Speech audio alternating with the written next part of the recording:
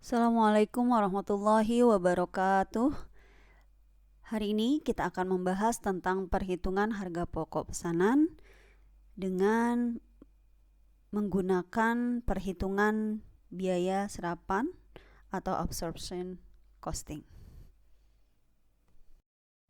Kita akan mulai dengan pembahasan sekilas tentang harga pokok pesanan atau job order costing.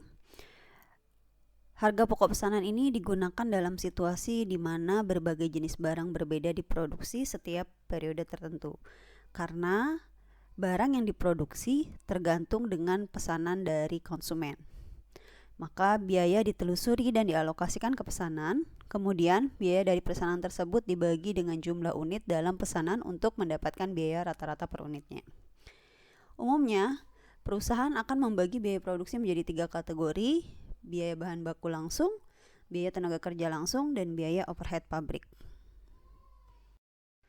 Seperti sudah dipaparkan sebelumnya bahwa biaya produksi itu salah satunya adalah biaya bahan baku langsung atau biaya bahan langsung.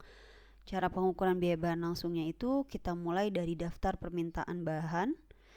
Apa itu daftar permintaan bahan atau Bill of Materials? Adalah sebuah dokumen berisi jenis dan jumlah dari setiap jenis bahan yang dibutuhkan untuk membuat sebuah unit produk. Karena ini merupakan metode harga pokok pesanan, maka bahan yang digunakan setiap proses produksi akan berbeda dari pesanan yang satu ke pesanan yang lainnya, sesuai dengan pesanan dari konsumen. Lanjut, setelah daftar permintaan bahan telah dibuat, maka akan muncul formulir pesanan produksi. Setelah itu, setelah formulir pesanan produksi terbit, maka lanjut ke proses selanjutnya adalah formulir permintaan bahan. Apa itu formulir permintaan bahan atau Production Requisitions Form? Itu adalah dokumen yang berisi spesifikasi jenis dan jumlah bahan yang akan dikeluarkan dari gudang dan identifikasi pesanan yang akan dikenakan biaya bahan. Ini biasanya digunakan untuk mengendalikan keluar masuknya bahan dan juga untuk membuat jurnal pencatatan pada akuntansinya. Jadi ketika sudah kita lakukan spesifikasi pesanan produksinya seperti apa, maka baru nanti kita akan membuat formulir permintaan bahan untuk ke gudang agar kita bisa mengambil bahan-bahan atau bahan baku yang diperlukan dari gudang sehingga akan tercatat dengan seksama. Lanjut, dia akan menghasilkan setelah keluar formulir permintaan bahan, maka akan muncul yang namanya kartu biaya.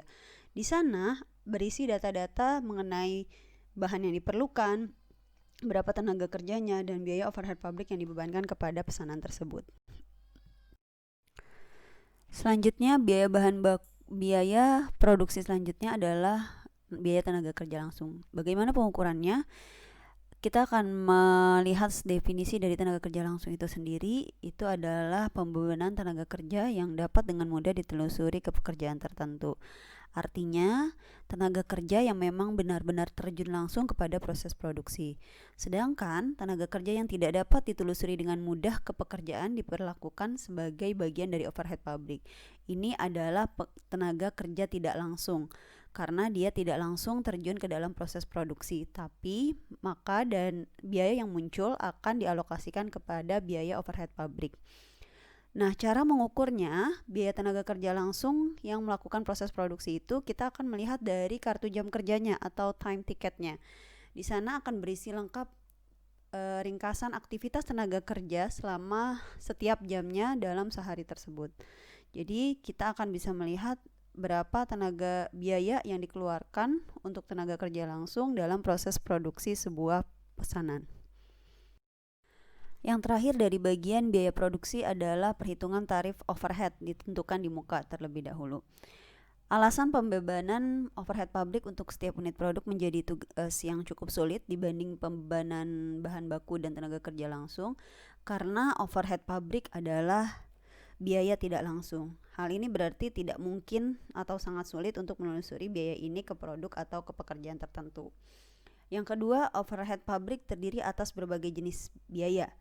Karena mulai dari pelumas mesin pun masuk dalam kategori biaya overhead pabrik, gaji, tahunan manajer pabrik pun atau dalam kategori biaya tenaga kerja tidak langsung pun masuk ke dalam kategori biaya overhead pabrik, sehingga biaya overhead pabrik ini menjadi suatu tugas yang cukup sulit untuk kita telusuri atau pembebanannya cukup sedikit rumit. Yang terakhir, meskipun jumlah output produksi sangat fluktuatif, tetapi biaya overhead pabrik relatif tetap karena adanya biaya tetap. Konsekuensinya, biaya rata-rata per unit akan bervariasi dari satu periode ke periode berikutnya. Dengan adanya masalah-masalah tersebut, maka cara membebankan overhead pabrik ke produk dengan cara atau dengan proses alokasi dengan memilih basis alokasi yang tepat. Apa itu basis alokasi atau allocation base? Itu adalah suatu ukuran yang digunakan untuk membebankan biaya overhead pabrik ke produk atau jasa. Contohnya misalnya jam kerja langsung, jam mesin, dan lain sebagainya. Biasanya overhead pabrik dibebankan ke produk dengan menggunakan tarif overhead pabrik ditentukan di muka atau di awal atau predetermined overhead rate. Caranya adalah dengan membagi estimasi total biaya overhead pabrik dengan estimasi total jumlah basis alokasinya. Tarif overhead pabrik ditemukan di muka sebelum periode berlangsung melakukan 4 tahapan sebagai berikut. Jadi dia ditentukan tarif overhead pabrik ini ditentukan di muka atau di awal sebelum periode berlangsung. Tahapan pertama adalah mengestimasikan jumlah alokasi atau penyebutnya. Kita tentukan dulu jumlah alokasinya, kita estimasikan terlebih dahulu jumlah alokasinya yang dibutuhkan selama periode yang mendatang. Yang kedua, kita estimasikan dulu biaya tetap overhead pabrik untuk tahun depan dan kira-kira berapa biaya variabel overhead pabrik per unit dari basis alokasi yang kita gunakan. Yang ketiga, menggunakan rumus biaya sebagai berikut untuk mengestimasi total overhead pabrik atau pembilangnya bagian atas pada periode mendatang dengan rumus Y sama dengan A plus BX.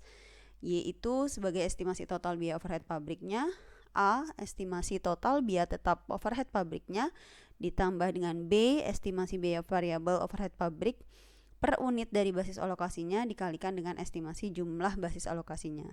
Yang terakhir baru kita akan menghitung tarif overhead pabrik ditentukan di mukanya berapa. Setelah kita menentukan tarif biaya overhead pabrik di mukanya yang udah kita tentukan di awal, maka kita bisa melakukan perhitungan pembebanan biaya overhead pabriknya. Tarif overhead pabrik yang sudah tadi kita tentukan di muka itu bisa kita gunakan untuk membebankan biaya overhead pabrik ke sebuah pesanan selama periode berlangsung. Proses penentuan biaya overhead pabrik ke pesanan disebut dengan pembebanan overhead atau overhead application. Rumusnya adalah overhead yang dibebankan ke suatu pesanan itu kita peroleh dengan cara mengkalikan tarif overhead yang sudah kita tentukan di muka dengan jumlah basis alokasi yang terjadi untuk suatu pesanan. Contohnya misalnya jika tarif overhead yang ditentukan di muka adalah $8 per jam kerja langsung, maka $8 ini dari biaya overhead yang dibebankan ke suatu pesanan. Ketika basis alokasinya adalah jam kerja langsung, rumusnya menjadi overhead yang dibebankan ke suatu pesanan sama dengan tarif overhead ditentukan di muka dikali dengan jam kerja langsung aktual yang dibebankan ke pesanannya. Jadi tergantung dengan basis alokasi yang digunakan. Kebetulan karena dalam contoh ini basis alokasi yang digunakan adalah jam kerja langsung, maka dikalikan dengan jam kerja langsung aktual yang dibebankan ke pesanan tersebut. Kita akan bahas contoh kasusnya pada PT Yos. Ini dia sudah mengestimasikan tahapan-tahapannya sesuai dengan tahapan untuk menentukan tarif overhead ditentukan di muka. Tahapan pertama dia sudah mengestimasikan bahwa dia akan membutuhkan 40.000 jam kerja langsung untuk menyelesaikan rencana produksi pada tahun depan. Dan tahapan kedua, dia sudah mengestimasikan bahwa total biaya tetap overhead pabriknya untuk tahun depan itu sebesar $220.000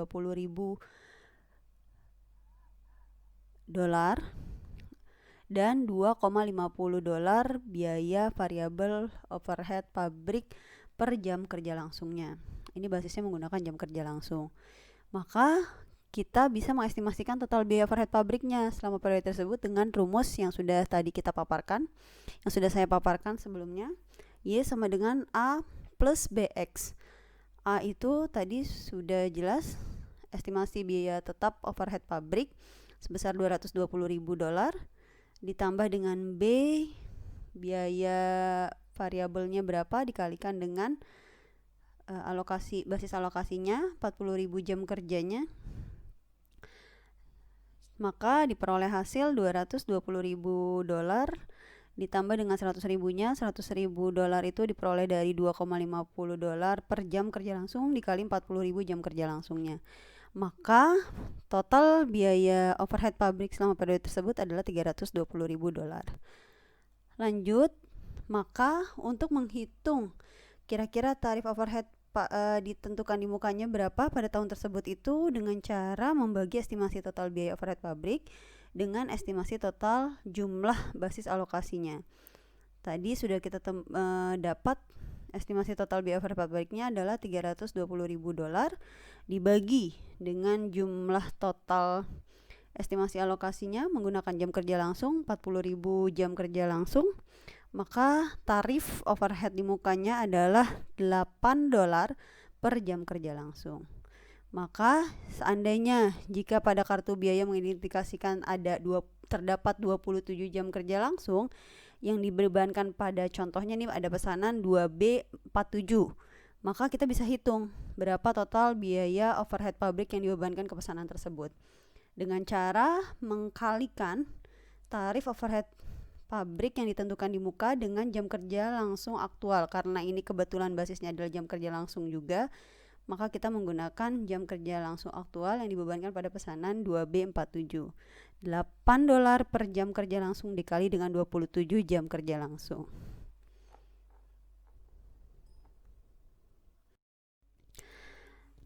Pembahasan terakhir tentang pemilihan basis alokasi biaya overhead. Idealnya, basis alokasi yang digunakan bertindak sebagai pemicu biaya atau cost driver dari biaya overhead pabrik tersebut. Pemicu biaya itu sendiri adalah suatu faktor seperti jam mesin, waktu penggunaan komputer, ataupun jam penerbangan yang mengakibatkan adanya biaya overhead. Di masa lalu, biaya tenaga kerja langsung memakai porsi 60% dari biaya produk, sehingga kebanyakan perusahaan menggunakan basis jam kerja langsung sebagai basis alokasi overhead pabriknya. Namun pada situasi sekarang ini itu telah berubah. Penyebabnya adalah karena peralatan otomatis yang canggih telah menggantikan peran para pekerja langsung tersebut. Oleh karenanya, biaya untuk mendapatkan dan memelihara peralatan tersebut akan meningkat. Maka overhead pabriknya menjadi meningkat, sedangkan tenaga kerja langsungnya pun biaya tenaga kerja langsungnya malah berkurang. Yang kedua, produk itu sendiri semakin canggih, kompleks dan sering berganti-ganti. Peningkatan ini biasanya membutuhkan keahlian tertinggi dari para tenaga kerja tidak langsung, justru bukan tenaga kerja langsung. Misalnya para insinyur. Maka dengan adanya dua situasi tersebut, peran tenaga kerja langsung menjadi kurang dan overhead pabrik justru meningkat. Sejalan dengan hal tersebut, justru akhir-akhir ini para manajer lebih banyak menggunakan prinsip perhitungan biaya berdasarkan aktivitas atau activity based costing, yang insya Allah akan kita bahas juga pada mata kuliah ini. Mungkin cukup sekian pembahasan kita pada job order costing part pertama. Pertemuan selanjutnya kita akan bahas lagi mengenai metode harga pokok pesanan ini di sesi selanjutnya. Mudah-mudahan bisa membantu teman-teman mahasiswa sekalian dalam memahami materi ini. Jika ada pertanyaan bisa kita diskusikan di forum diskusi. Kurang lebihnya saya mohon maaf. Wabillahi taufiq wal hidayah. Wassalamualaikum warahmatullahi wabarakatuh.